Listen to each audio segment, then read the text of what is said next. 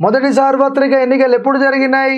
1951 చివరిలో, 1952 ప్రారంభంలో మొదటి సార్వత్రిక ఎన్నికలు జరిగినాయి. కొత్త రాజ్యాంగము కింద నిర్వహించబోయే మొదటి సార్వత్రిక ఎన్నికలు భారతీయ ప్రజాస్వామ్యానికి ఎంతో కీలకమైనవి. భారతీయ ప్రజాస్వామ్యానికి ఈ మొదటి సాధారణ ఎన్నికలు అనేవి చాలా కీలకమైనవి.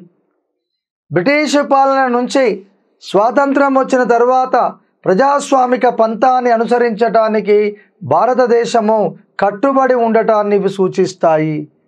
ఓకే, ముందుగా ఓటు వేయటం, ఇట్లా వరుస క్రమంలో లైన్లో నిలబడి ఓటు హక్కుని ఒకరి తర్వాత ఒకరు వినియోగించుకోవడం జరుగుతుంది. పాశ్చాత్య దేశాలలో లాగా ముందుగా ఆస్తి ఉన్న వాళ్లకు, తర్వాత ఇతర సామాజిక వర్గాలకు ఓటు హక్కును దశల వారీగా విస్తరింపజేయకుండా భారతదేశంలో వయోజనులందరికీ ఒకేసారి ఓటు హక్కును కల్పించారు. మనకు రాజ్యాంగము అమల్లోనికి వచ్చినప్పుడు వయోజనులందరికీ ఓటు హక్కుని కల్పించటం జరిగింది. 21 సంవత్సరాలు నిండిన ప్రతి ఒక్కరికి కూడా ఓటు హక్కుని కల్పించినారు. రైట్.